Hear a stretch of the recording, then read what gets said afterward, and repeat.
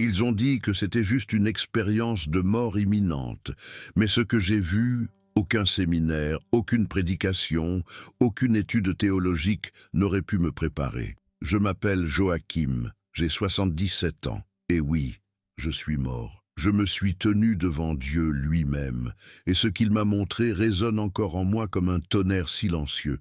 J'ai vu une lune tachée de sang au-dessus de Jérusalem. Ce n'était pas un beau spectacle, c'était un signe, un avertissement. Un chronomètre spirituel marquant le début de quelque chose de bien plus grand, le temps de la tribulation.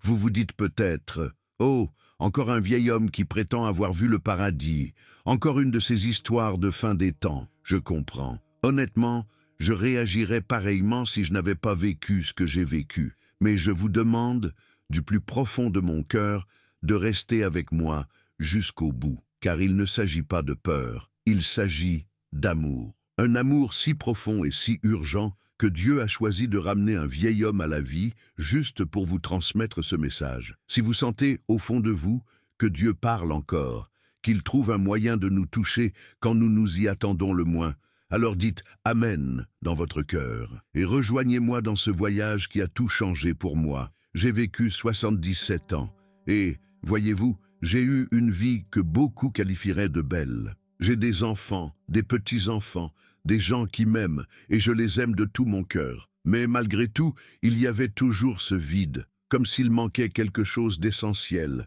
J'étais un homme de foi. J'ai fréquenté l'église toute ma vie. Mais avec le temps, la foi est devenue une routine. J'ai suivi les étapes, mais mon cœur n'était plus aussi engagé qu'avant. Après avoir perdu ma femme, Elena, il y a 5 ans, et peu après mon meilleur ami, Silverio, la solitude est devenue mon ombre. Je priais, certes, mais c'était comme parler au plafond. La vie continuait, calme, prévisible, mais avec un poids difficile à expliquer. Je ne le savais pas, mais Dieu était sur le point de me réveiller d'une manière que je n'aurais jamais pu imaginer. Quelques semaines avant que tout cela n'arrive, j'ai commencé à ressentir quelque chose d'étrange. Ce n'était pas vraiment une maladie, c'était comme si la flamme en moi s'éteignait lentement.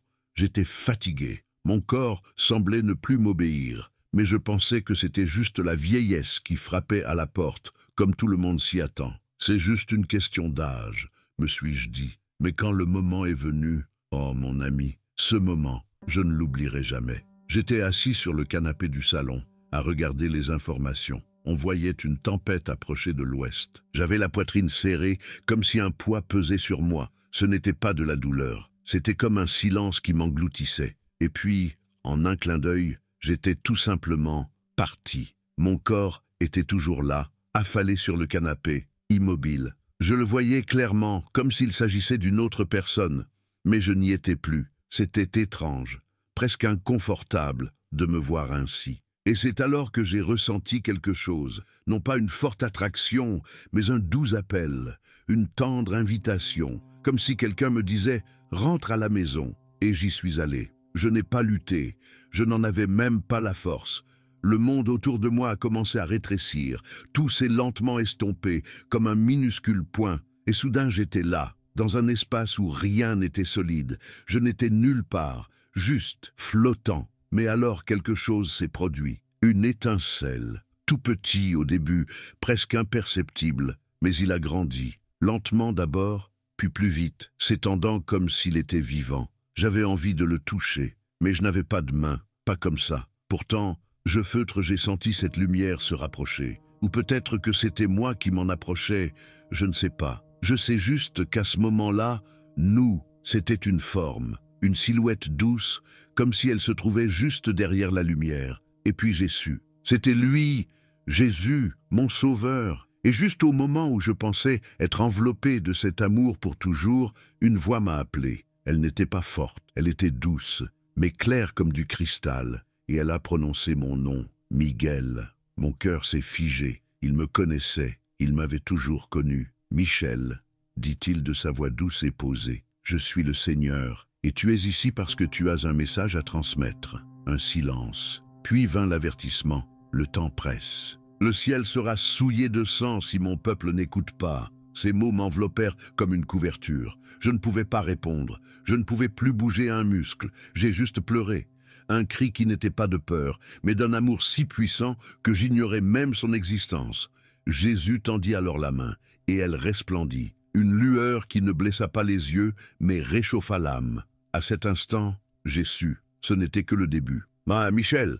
répéta-t-il d'une voix douce comme la musique. « Je t'ai amené ici pour voir, pour comprendre. » Puis il leva la main et tout changea. L'espace autour de nous est devenu un écran vivant, comme si nous regardions un film, mais avec le cœur. Des images défilaient devant nous en quelques secondes, des guerres, des victoires. L'histoire de l'humanité se déroulait en un éclair.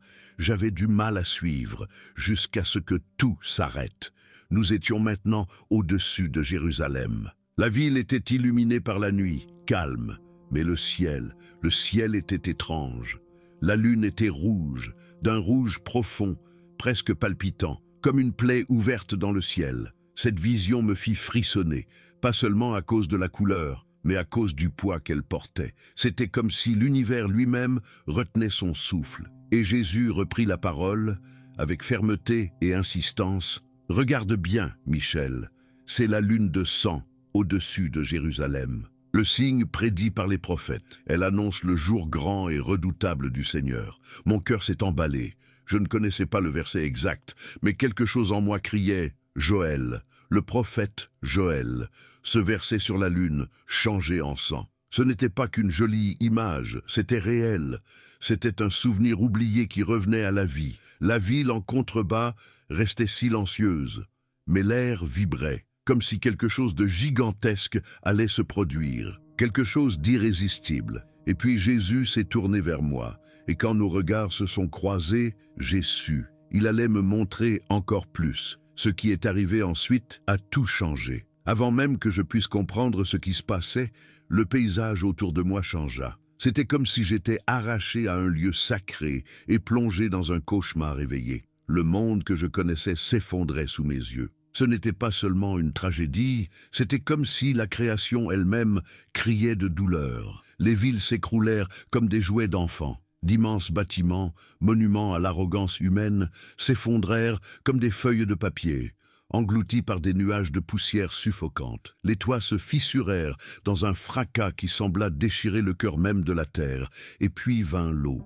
Des vagues si gigantesques qu'elles éclipsaient les montagnes envahirent le continent avec une fureur impitoyable, engloutissant tout. C'était comme si le jugement lui-même avait pris une forme liquide. Puis vinrent les incendies. Des forêts entières s'embrasèrent du jour au lendemain. Les flammes bondirent d'arbre en arbre, traversant les pays comme s'il n'y avait aucune frontière. Le ciel s'assombrit. Une épaisse fumée noire recouvrait tout, masquant le soleil. Le monde suffoquait. J'ai vu des gens, beaucoup, des foules, des centaines de milliers, peut-être des millions. Ils couraient, ils trébuchaient, ils criaient. Certains étaient figés de peur, incapables de réagir. Leurs visages, c'était ce qui faisait le plus mal. Les visages de ceux qui avaient tout perdu. Des gens qui voulaient juste comprendre ce qui se passait. Les mères serraient leurs enfants dans leurs bras, tentant de les protéger de ce qui tombait du ciel. Les pères criaient à l'aide, mais rien n'arrivait. Le bruit était insupportable. Sirènes, explosions, le rugissement de la terre qui se brisait, le hurlement du vent se mêlait au hurlement des eaux. C'était le chaos le plus total et brut, sans filtre, ni film, ni effets de spéciaux. C'était réel. Et j'étais en plein dedans, incapable de faire quoi que ce soit. Je ne pouvais pas courir, je ne pouvais pas crier, je ne pouvais pas tendre les bras. J'avais l'impression que mes bras pesaient des tonnes. Et ma poitrine me faisait mal, une douleur qui venait de l'âme.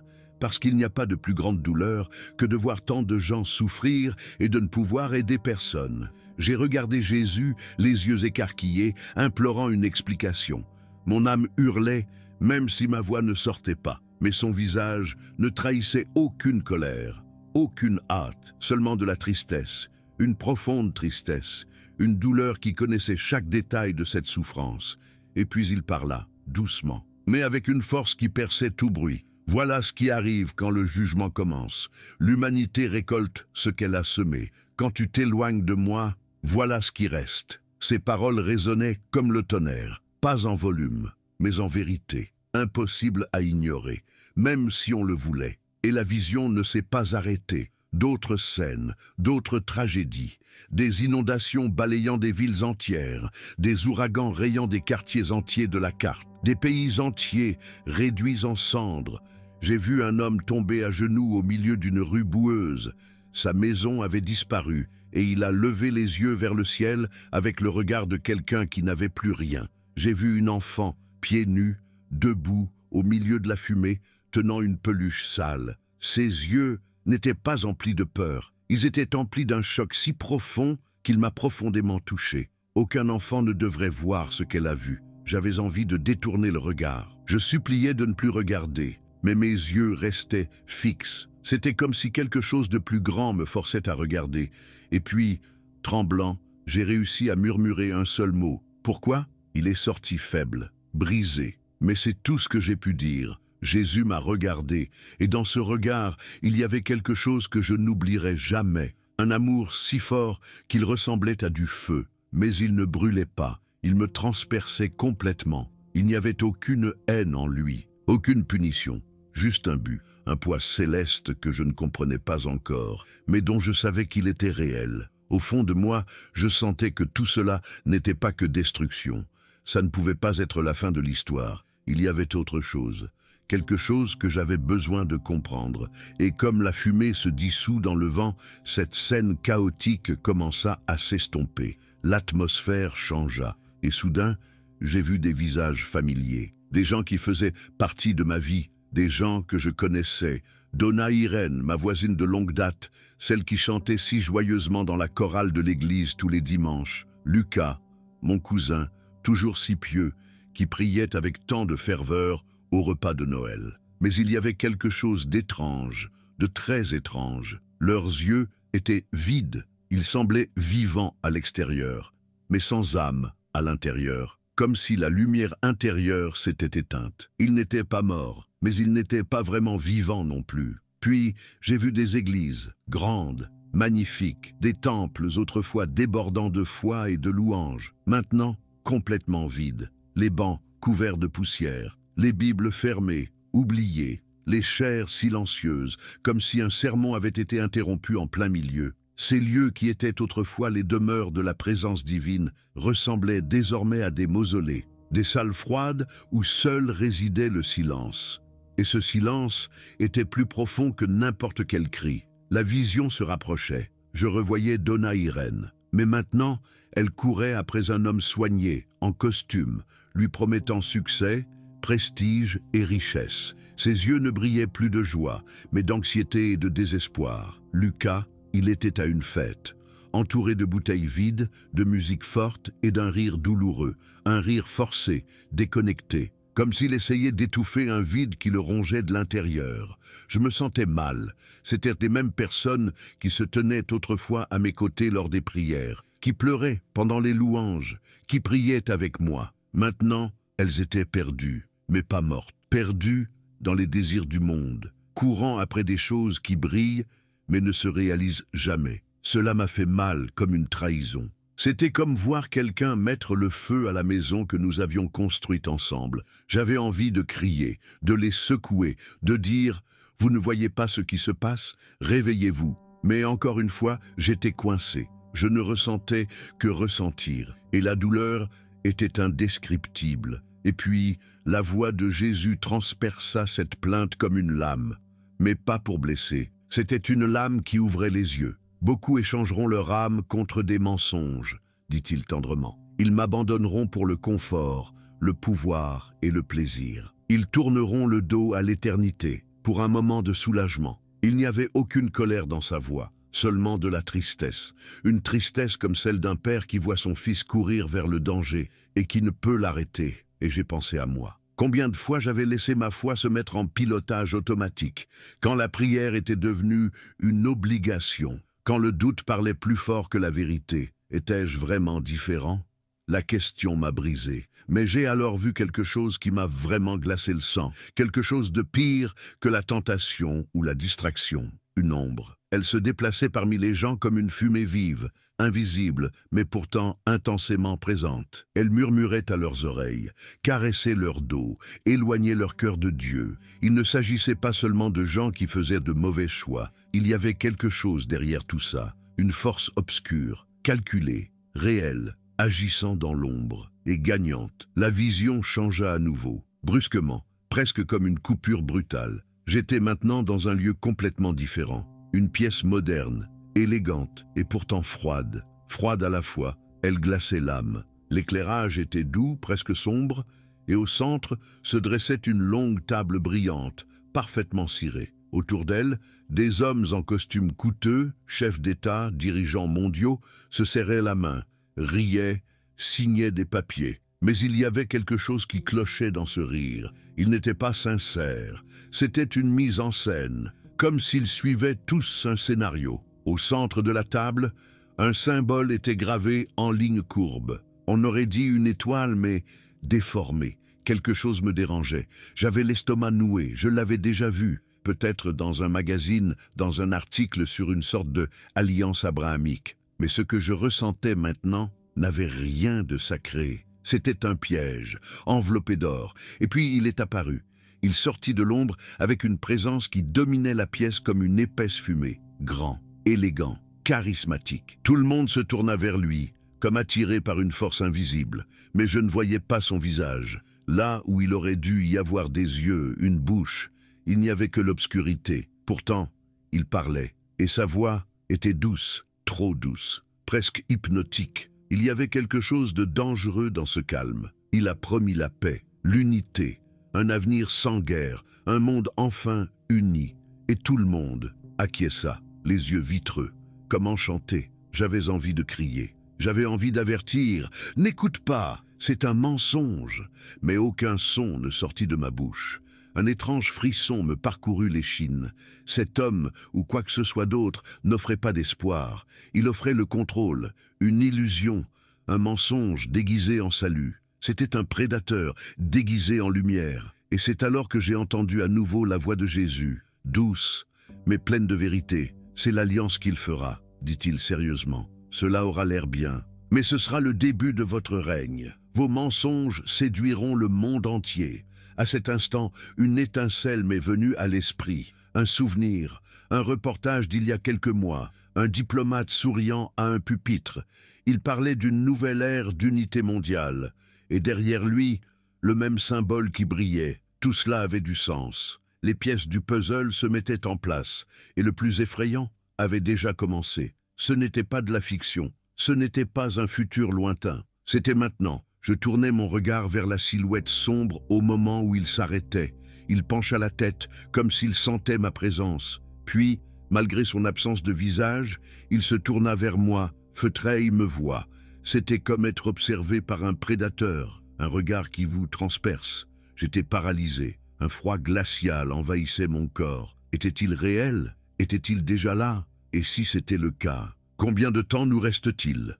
En un instant, le ciel de Jérusalem réapparut devant moi. Mais cette fois, ce n'était pas seulement un décor. Il vibrait, comme vivant. On aurait dit un champ de bataille s'étendant à travers l'univers. Les étoiles scintillaient d'une lumière étrange et intense. Chacune pulsait comme si son cœur battait. Et puis, je l'ai vue, la femme. Pas n'importe quelle femme. Humaine, femme. Elle apparut enveloppée d'une lumière indescriptible, habillée du soleil lui-même. Les rayons dorés l'enveloppaient comme un manteau de gloire. Sous ses pieds, la lune brillait comme de l'argent liquide. Et sur sa tête, une couronne de 12 étoiles. Chaque étoile brillait d'un feu éternel.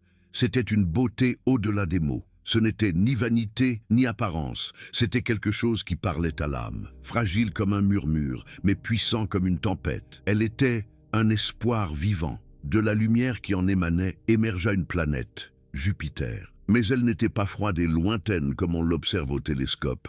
Elle était présente, presque à portée de main. Cet orbe lumineux, né de la lumière de la femme, n'était pas seulement une planète. Il était vivant. Il palpitait. Il grandissait avec une énergie presque enfantine, comme un nouveau-né, plein de promesses et de sens. Ma poitrine se serra. C'était un mélange d'émerveillement, de beauté et quelque chose qui me coupait le souffle. Mais soudain, la lumière a changé. Et je l'ai vu, le dragon. Il émergea lentement du bord du ciel, telle une ombre colossale rampant hors des confins de la création. Son corps était couvert d'écailles rouges, luisantes comme du sang frais. Il était gigantesque, terrifiant. Il avait 7 têtes, chacune couronnée, et toutes émettaient un son semblable à une haine vive. 10 cornes transperçaient le ciel comme des lances. Sa présence dévorait la lumière. D'un simple mouvement de queue, il fit tomber des étoiles, comme si le ciel s'effondrait à l'envers. C'était un spectacle grandiose, mais tragique. Et puis, j'ai réalisé quelque chose d'encore plus troublant. Il y avait du feu en lui. Une lueur rouge, brûlante, tourbillonnant de fureur. C'était Mars. L'énergie de cette planète brûlait en lui, comme un fourneau allumé par la haine. Je n'en doutais pas, c'était la vision d'Apocalypse chapitre 12, mais pas comme une métaphore. Elle se déroulait sous mes yeux, réelle, inscrite avec feu et lumière dans la trame même de l'univers. Le dragon avança, ses gueules s'ouvrirent simultanément, prêtes à dévorer l'enfant nouveau-né de la femme vêtue de soleil. Mais en un clin d'œil, plus vite que le moindre bruit, l'enfant fut arraché, emporté en sécurité, entouré d'une lumière inaccessible. Et puis, le ciel a explosé. Avant même de le voir, je l'entendis, un fracas, comme si des mondes s'étaient heurtés. Lumière et ténèbres s'affrontèrent telles des forces en guerre. L'archange Michel apparut tel un éclair, brandissant une épée de feu sacré. Il mena une armée d'anges, et ils descendirent sur des ailes qui déchirèrent les cieux, prêts au combat. Le bruit de la guerre céleste emplissait l'air. C'était assourdissant. Les épées s'entrechoquaient, des cris d'ordre retentissaient. Toute la création semblait trembler. Je tremblais, intérieurement comme extérieurement. Je faisais face à une guerre qui n'opposait pas des nations, mais des royaumes invisibles. Et pourtant, je me sentais protégé, comme si des bras invisibles me maintenaient, tandis que tout autour de moi semblait s'écrouler. Puis Jésus reprit la parole. Sa voix était forte, comme celle d'une montagne. « Cette guerre a déjà commencé, Miguel, dit-il. Cela se passe dans les cieux, mais cela atteindra bientôt la terre. Le dragon veut détruire l'enfant, mais il est en sécurité entre mes mains. Bientôt il sera précipité, il s'abattra sur le monde. » Mon souffle se bloqua, je regardai à nouveau, et vis Mars vibrer d'une énergie sombre. Le regard du dragon, glacial, cruel, se fixa sur le mien, et à cet instant, je compris. Ce n'était pas seulement un signe dans le ciel, c'était un avertissement. La bataille arrivait, ici, dans notre réalité, dans la chair et le sang. Et puis vint la question qui me déchira de l'intérieur.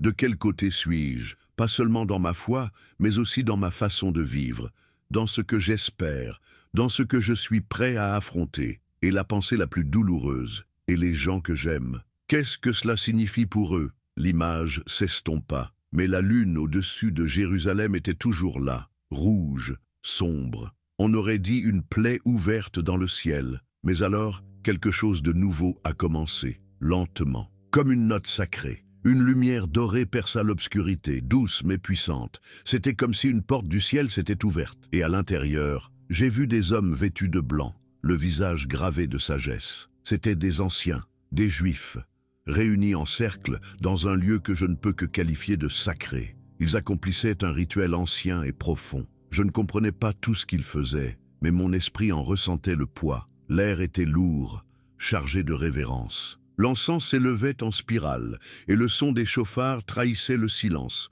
comme pour annoncer le sort du pays. Le temps semblait doubler. Il n'y avait plus ni passé, ni présent, ni futur. Tout se déroulait ensemble, entrelacé par les mains de Dieu. J'avais l'impression d'assister à la naissance de quelque chose d'éternel. Puis, soudain, tout s'est mis en place. Jubilé, Yom Kippour, octobre 2025. Ce n'était pas juste un rendez-vous. C'était un rendez-vous avec le ciel. L'atmosphère autour de moi vibrait.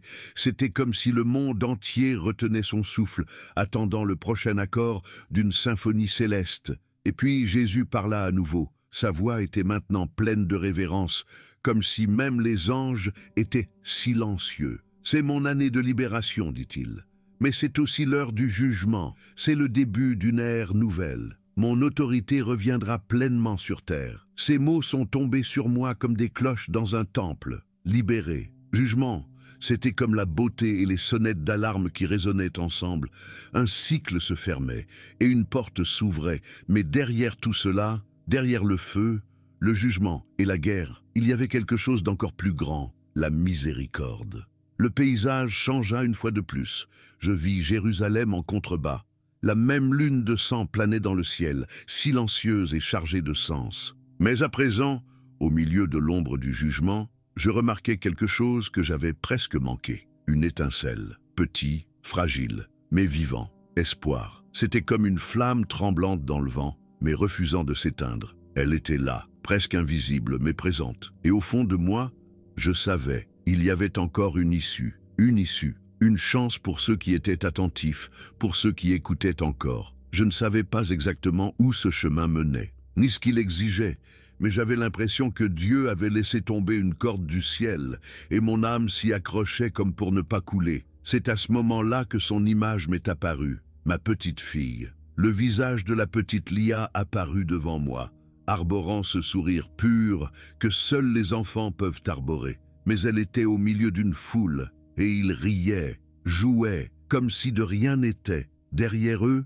des ombres, rampaient, silencieusement, gagnaient du terrain. L'obscurité approchait, et elle ne le savait pas. J'ai senti mon cœur se briser, mes jambes ont faibli à cette vue. Était-elle mêlée à tout ça? Était-elle en danger? Et pire encore, dois-je être celui qui doit l'avertir? Cette flamme d'espoir était réelle, mais le danger l'était tout autant, et à cet instant, j'ai compris que voir ne suffisait pas, comprendre ne suffisait pas. Il fallait que j'agisse, avant qu'il ne soit trop tard. La vision s'adoucit, Jésus leva les yeux, et là, flottant parmi les étoiles, se trouvait Jupiter. Ses bandes colorées tourbillonnaient comme des cicatrices dans un ciel blessé. Il désigna l'endroit de la main, et dit d'une voix basse mais profonde, « Regardez ces marques, elles sont comme des blessures, nées de tempêtes incessantes. Moi aussi je porte des blessures, Miguel, cicatrices laissées par les péchés de l'humanité. Et grâce à eux, vous, et tous ceux qui croient en moi, avez été guéris. » J'ai regardé Jupiter. Ces marques étaient si nettes, et une boule s'est formée dans ma gorge. Ces blessures étaient pour moi, pour nous tous. L'amour de Jésus est si immense qu'il a enduré cette douleur, et elle m'a frappé comme une vague. J'ai voulu m'agenouiller, je voulais le remercier de tout mon être. Mais tout ce que je pouvais faire, c'était rester là, debout, le cœur débordant de gratitude. Tant d'années perdues, pleines de doutes, errant entre foi et routine, et maintenant il était là, m'offrant la guérison, le pardon, un amour immérité. Ses yeux ont croisé les miens, et dans ce regard, je me suis senti vu, connu, pardonné. Si vous, de l'autre côté, ressentez cet amour maintenant, cette grâce, écrivez un « Amen » ici dans les commentaires. Partageons ce moment ensemble, car ces blessures étaient aussi pour toi, mais ce n'était pas encore fini. Jésus voulait me montrer quelque chose d'encore plus profond. Le décor changea une fois de plus, et je vis un vaste océan, rayonnant d'une étrange lumière, doublement sacrée. Deux poissons nageaient côte à côte. L'un représentait les Juifs, l'autre, les gentils. Ils nageaient ensemble en harmonie. Leur queue était reliée par une chaîne, et cette chaîne s'enroulait autour du cou du dragon rouge, le même que j'avais vu avant. Il se débattait furieusement, mais le courant le retenait. Il l'empêchait de progresser. C'est alors que j'ai compris, c'était l'Église. C'est elle qui retenait le pouvoir de Satan dans ce monde. Je restais là, silencieux, à regarder les deux poissons se mouvoir à l'unisson. Il y avait en eux une force tranquille, une résilience inébranlable. Puis Jésus reprit la parole. Sa voix était calme, mais lourde. « Quand je viendrai chercher mon Église, Michael, cette chaîne sera libérée, et le dragon n'aura plus de limite. Sa colère s'abattra lourdement sur la terre. Mon estomac se noua. Je sentais les yeux du dragon brûler de haine. Il attendait le moment de se libérer. La mer commença à s'agiter, et je sentis le monde, le monde, était au bord de quelque chose qui ne pouvait plus être contenu. L'Église retenait le déluge, mais pour combien de temps? J'ai pensé à ma famille, à mes voisins, aux gens que j'ai croisés tout au long de ma vie. Étaient-ils prêts? Le rugissement du dragon résonna, bas, sombre. Et la réponse brûla en moi, beaucoup ne le sont pas. La scène s'estompa. Les étoiles brillèrent à nouveau, plus fort qu'avant. Jupiter brillait désormais dans la constellation des Gémeaux, et quelque chose en moi s'est réchauffé. C'était comme entendre une chanson de mariage. J'ai compris. C'était le mariage céleste, le Christ roi et son épouse, l'Église. Les étoiles dansaient dans le ciel comme pour célébrer un mariage. Chaque constellation semblait raconter une histoire d'amour et de victoire. J'ai vu le lion majestueux, rugir avec une force royale. Il symbolisait le retour de Jésus. Puis le taureau céleste, avançait, cornes baissées, prêt à rendre justice. Et enfin la balance, pesant rédemption et conséquences, comme pour dire « chaque choix compte ». Tout était lié. Les constellations se mouvaient comme des coups de pinceau sur une toile divine. Il y avait le jugement. Mais il y avait aussi le salut, et je le ressentais, la joie de la mariée rappelée à la maison, le roi venant réclamer celle qu'il aime. La voix de Jésus était douce, tendre, comme celle d'un marié parlant à sa mariée à l'autel. « Mon mariage approche, Miguel. Je viens chercher ma fille. » Mon cœur s'emballa, ce n'était pas qu'une vision, c'était une promesse. À cet instant précis, l'image de ma femme, Helena, m'est venue à l'esprit. Son sourire, la douceur de son regard. Faisait-elle partie de cette mariée? Était-elle là, attendant dans la splendeur de la gloire? Les étoiles pulsaient, et avec elles, mon cœur. Un espoir pur s'empara de moi, ferme, inébranlable. Mais alors, une ombre passa sur la constellation des Gémeaux. C'était rapide, mais ça me glaçait l'âme. Quelque chose était là, observant, attendant, voulant briser cette union céleste. Qu'est-ce qui pourrait bien tenter d'empêcher un moment aussi sacré? Les lumières ont commencé à faiblir. Un poids m'est tombé dessus. Je ne voulais pas partir. La présence de Jésus était tout. Amour, maison. Je voulais juste rester.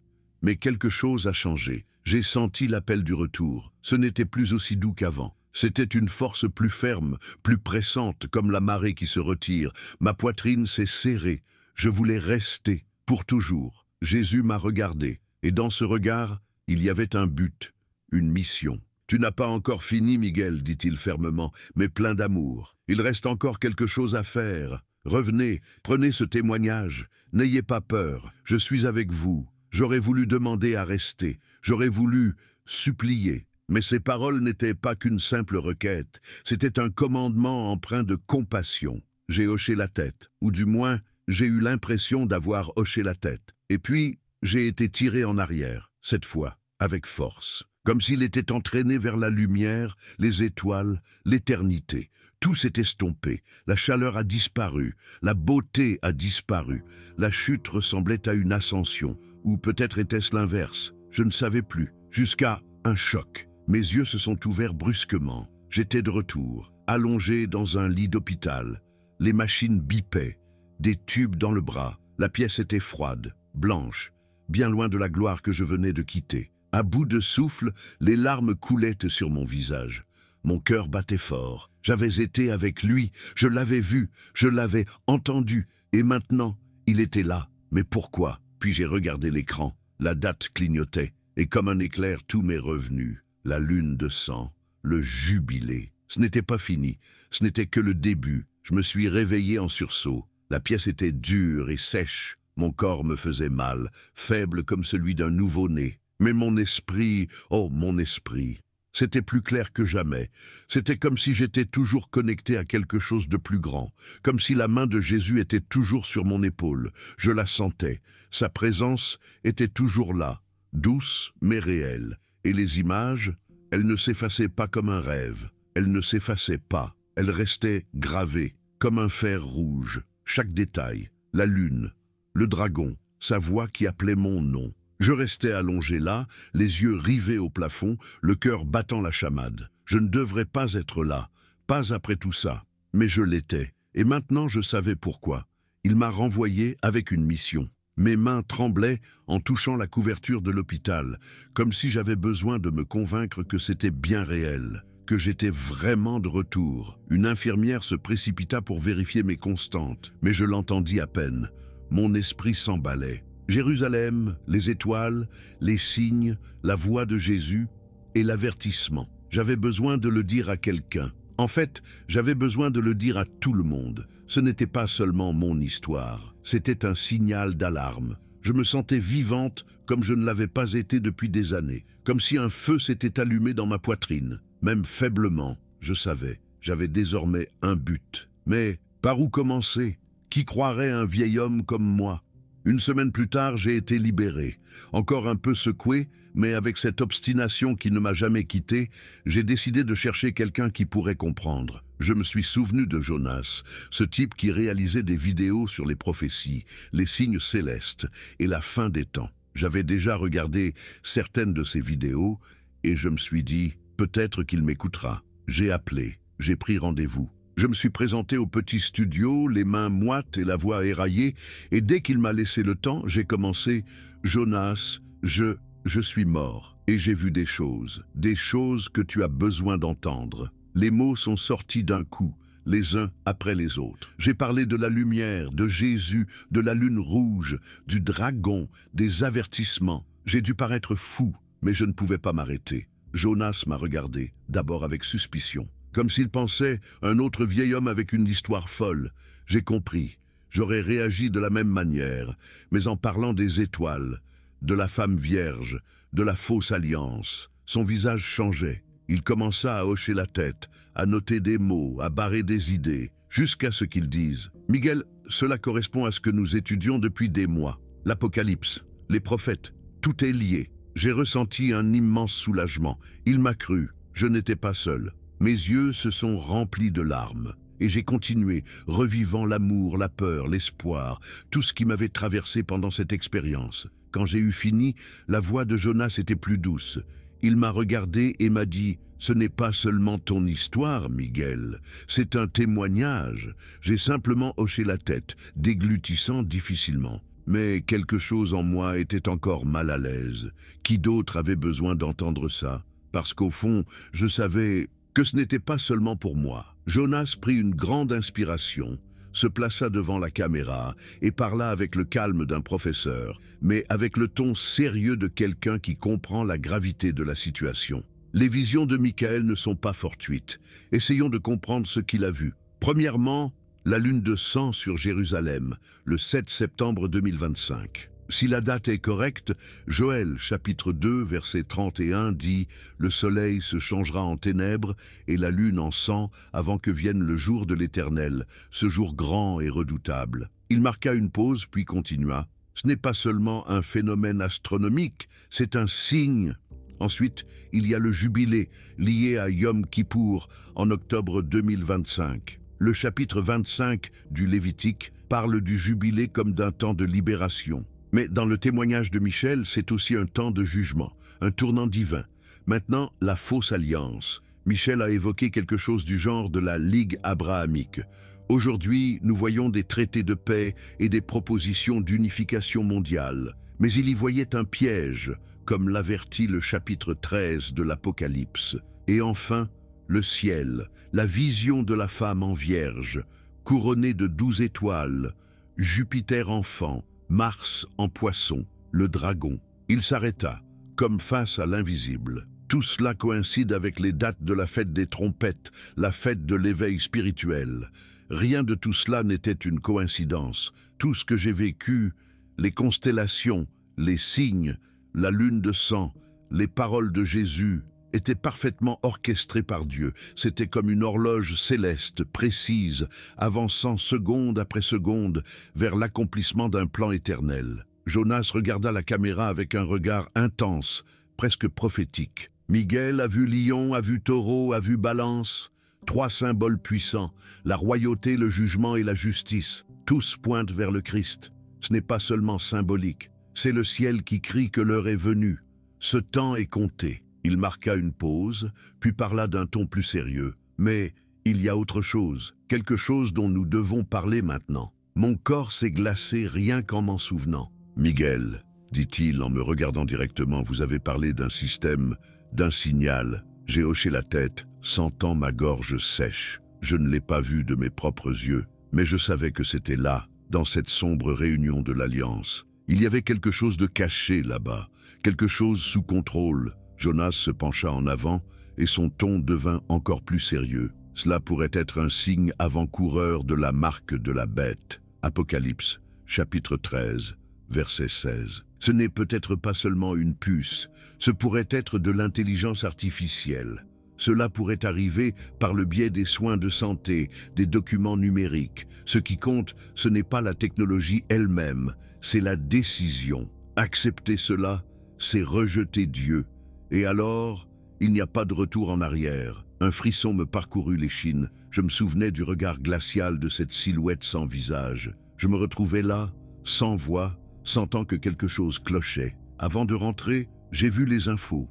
Identité numérique, commande mondiale, vaccin utilisé comme couverture. Tout cela semblait bien beau, mais au fond, quelque chose me disait « c'est un piège ». Jonas hocha la tête. C'est ce que nous constatons actuellement. Des systèmes qui promettent la sécurité mais exigent une obéissance totale. La marque, ce n'est pas qu'une puce, c'est un choix, Dieu ou le système de ce monde. Mon cœur battait fort, très fort. Et Jonas s'adressa au public. « Mes amis, c'est déjà parmi nous. Le voyez-vous? Des politiques étranges, des technologies qui envahissent tous les aspects de la vie. Si vous voyez cela, laissez un commentaire ci-dessous. Il faut qu'on parle. Parce que quelque chose d'important arrive, et ce n'est pas seulement dans les étoiles. » Il prit une profonde inspiration et continua d'une voix plus douce. « La réponse est Jésus, lui seul. Cultivez cette relation dès maintenant. Priez. Pas seulement au coucher, mais tout au long de la journée. Parlez-lui comme à un ami. Lisez la Bible. Commencez par l'évangile de Jean, puis passez au psaume, et enfin à l'Apocalypse. Laissez la parole pénétrer votre esprit. Aimez les autres. Aidez vos voisins. Appelez votre famille. Soyez l'Église. C'est ce qui nous fortifie. J'ai fermé les yeux une seconde, et ce qui m'est venu à l'esprit était le souvenir le plus précieux de ma vie, le dernier moment avec Jésus. Ce n'était pas seulement un joli souvenir, c'est devenu l'encre de mon âme. Il y avait en sa présence une paix qu'aucun mot terrestre ne saurait décrire. Ce n'était pas seulement l'absence de peur, c'était quelque chose de complètement pur. Une paix qui enveloppe le corps et l'âme comme une étreinte éternelle.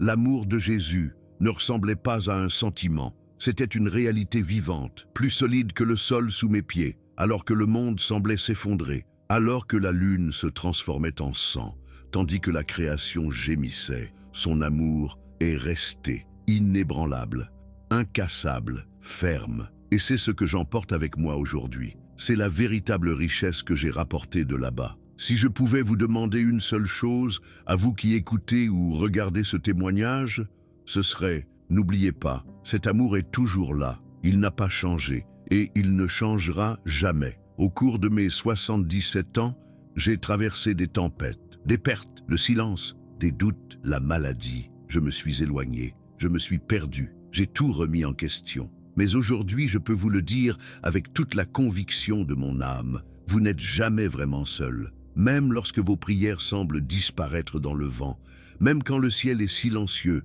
même quand vous avez l'impression que personne ne vous écoute, il est là. Jésus est plus proche que vous ne le pensez. Il voit ces larmes que personne d'autre ne voit. Il entend les pensées que tu es trop gêné pour exprimer à voix haute. Et il marche à tes côtés même quand tout le monde te tourne le dos. Ce chemin de foi que nous entreprenons n'est pas simple. Il y a des jours où il nous brise intérieurement. Mais malgré tout, non marche seul. Le Dieu qui vous a créé est celui-là même qui vous soutient. Il vous guide, vous corrige et vous réconforte. Et quand vos forces s'épuisent, il demeure. Mais il y a autre chose que vous n'avez peut-être pas encore compris. En plus d'être entre les mains de Dieu, vous êtes aussi soutenu par nous, par moi, par tous ceux qui suivent le même chemin. La famille de la foi est réelle. Je l'ai ressenti si vivement dans mon expérience, comme si un courant invisible me traversait. C'étaient les prières des autres, l'unité des croyants, des mains que je ne voyais pas, mais qui me soutenaient quand je croyais tomber. Cette présence m'a stabilisé, elle m'a ancré, et je sais qu'elle peut vous stabiliser aussi. Vous pouvez vous sentir isolé, mais vous n'êtes jamais abandonné. L'Esprit de Dieu est plus proche que l'air que vous respirez, prêt à vous porter quand vos jambes vous lâchent. Tout ce que vous avez à faire, c'est faire confiance. Votre parcours compte. Votre histoire a une valeur éternelle. Chaque marque, chaque cicatrice, chaque bataille gagnée en silence ont été vues et ils sont sacrés. Ne méprisez pas votre chemin. Même s'il vous semble désordonné, confus ou sans direction, acceptez-le, honorez-le. Car par-dessus tout, souvenez-vous de ceci. Jésus vous aime d'une manière que vous ne comprendrez peut-être jamais pleinement. Ce n'est pas une phrase réconfortante, c'est une réalité présente, une réalité vivante. Laissez cet amour pénétrer votre cœur, laissez-le briser la peur, la honte et le doute. Laissez l'amour du Christ vous rappeler qui vous êtes.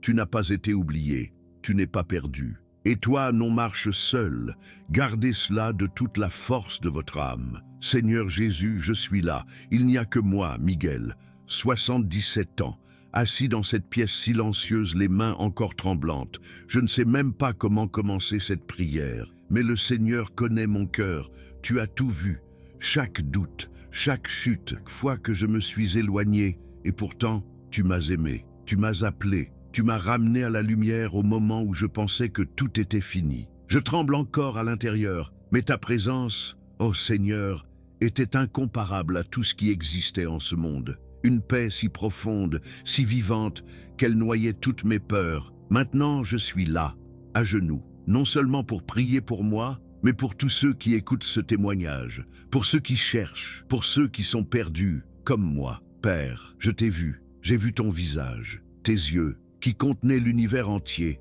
mais qui me regardait droit dans les yeux. Seigneur, ce que tu m'as montré me secoue encore à l'intérieur, cette lune rouge au-dessus de Jérusalem, brillante comme le feu, porteuse d'un avertissement céleste. Les étoiles, la femme vêtue de lumière, le dragon émergeant des ténèbres, la guerre éclatant dans le ciel. Mon cœur était sur le point d'éclater. Et quand j'ai vu les tremblements de terre, les raz-de-marée, la foule courant et criant, je n'avais qu'une envie, crier à mon tour, pour demander à tous de se tourner vers le Seigneur. Mais je ne pouvais que rester là, entouré de ton amour, à regarder tout cela se produire. Le Seigneur m'a montré la vérité, n'est-ce pas? Le temps presse, le jugement arrive, mais ta miséricorde aussi. Et maintenant, Jésus, je me tiens ici tel que je suis, fragile, vieux, brisé, pour te demander une chose. Ouvre les yeux de quiconque entend cela, qu'il ressente cet amour, cet appel, ce besoin de rentrer chez eux. Je pense à ma famille, Seigneur, à mes enfants, à mes petits-enfants, et surtout à ma petite Sarah, son sourire, si pur. Je l'ai vue dans cette vision, au milieu d'une foule riante, inconsciente de l'obscurité qui approchait derrière. Cela m'a brisé le cœur. Protège-la, Seigneur, protège-nous tous. Nombreux sont ceux qui courent après des choses qui semblent belles, mais qui ne sont que du vent, l'argent, la gloire, des promesses en l'air. J'ai vu les temples vides, les visages familiers se détourner de la foi. Rien que d'y penser, j'ai encore mal à la poitrine. S'il te plaît, Seigneur, touche leur cœur, parle-leur comme tu m'as parlé, même quand j'ai fait semblant de ne pas entendre, tu n'as pas abandonné. Ne les laisse pas échanger l'éternité contre un mensonge. J'ai vu cette étrange bague, ces hommes en cravate, cette silhouette sans visage à la voix glaciale. Tout ressemblait tellement à ce qu'on voit aux informations, mais déformé, plein de tromperies. J'avoue, j'ai peur. Pas pour moi, mais pour ce monde. La marque, le système, le contrôle. Ça arrive, n'est-ce pas? Puce, intelligence artificielle, pistage. Un monde qui semble avancer, mais qui nous éloigne du Seigneur. Je prie Jésus pour que nous ayons du courage. Puissions-nous avoir la force de dire non. Puissions-nous te choisir, quel qu'en soit le prix. Que votre Église reste ferme, comme ces deux poissons dans la vision, retenant le dragon avec la chaîne de la foi. Et quand le Seigneur viendra chercher son épouse, puissions-nous être prêts, le cœur ouvert, les mains pures. Je suis reconnaissant, Jésus, tellement reconnaissant. Ces cicatrices sur Jupiter, elles me rappelaient les tiennes. Tes blessures, la douleur que tu as endurée pour moi, pour nous tous. Mes yeux se remplissent de larmes rien qu'en me rappelant cela. Le Seigneur a pris ma honte, mes échecs, et m'a donné une guérison que je n'aurais jamais méritée. Je prie maintenant pour chaque personne qui se sent perdue, pour ceux qui portent la culpabilité, la peur et le sentiment d'être allés trop loin. Entoure-les de ta grâce. Montre-leur, Jésus, qu'ils sont vus, aimés, et pardonner, que tu n'es pas un Dieu lointain, que tu es là aussi proche qu'un souffle.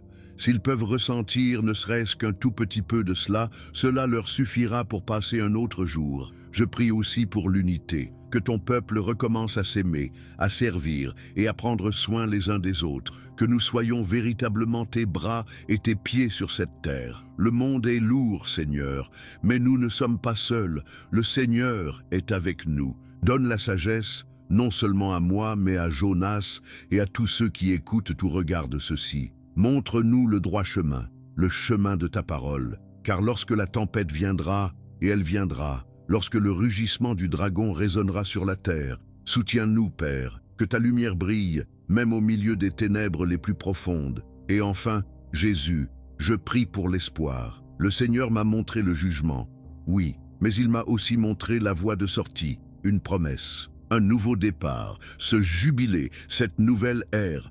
est à toi, je m'y accroche. Que tous ceux qui entendent ce message trouvent le même espoir. Le Seigneur revient, et nous sommes là. Nous attendons, nous observons, nous avons confiance. Merci Seigneur, pour ton amour, pour ta vérité, pour ton plan. Restez avec nous.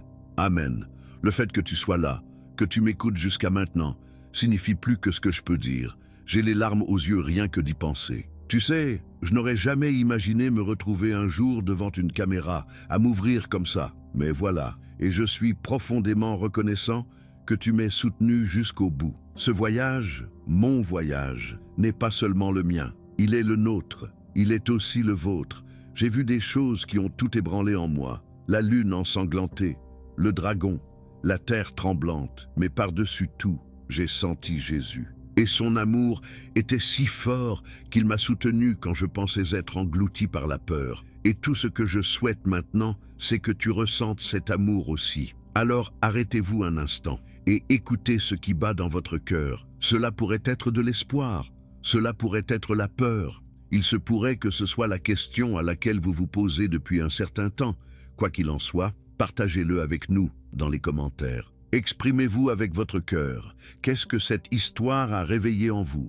Voyez-vous des signes autour de vous? Des choses qui semblent déplacées, comme moi, des nouvelles, des technologies, des promesses en l'air. Notez-les, discutons-en. Toi et moi et tous ceux qui sont arrivés jusqu'ici sommes une famille, unie par la foi. Et si ce message vous a touché, ne serait-ce qu'un tout petit peu, laissez un j'aime. Cela permettra de le diffuser à davantage de personnes. À celles qui sont peut-être perdues comme moi, à celles qui ont besoin de l'entendre avant qu'il ne soit trop tard. Partagez cette vidéo, envoyez-la à un ami, envoyez-la à votre famille, envoyez-la à votre groupe paroissial, parce que on ne sait jamais à quel point un simple partage peut changer la vie de quelqu'un. Moi-même, je ne peux m'empêcher de penser à ma nièce, Rebecca. Elle est là, dans un monde qui s'assombrit chaque jour davantage. Et peut-être que c'est votre clic, votre partage, qui fera lever les yeux et voir Jésus avant que tout ne se referme. C'est pour ça que je suis là. Et vous aussi, répandez sa vérité, son amour, tant qu'il en est encore temps. J'ai vécu beaucoup de choses, j'ai fait des erreurs, j'ai douté, je me suis égaré. Mais après tout ce que j'ai vu, s'il y a une chose dont je ne doute plus, c'est bien celle-ci. Jésus est réel, et il reviendra. Ce monde est lourd, mais son amour est encore plus lourd, plus fort, plus présent. Alors commentez, aimez, partagez et abonnez-vous. Entretenons cette flamme, réveillons-nous ensemble. Et si vous avez ressenti quelque chose avec tout cela, si vous êtes prêt à dire « Seigneur, je suis là », écrivez un « Amen » dans les commentaires. Je lirai chacun d'eux, je prierai pour vous. Merci vraiment d'être resté avec moi jusqu'ici. Marchons côte à côte, jusqu'au jour où il nous appelle.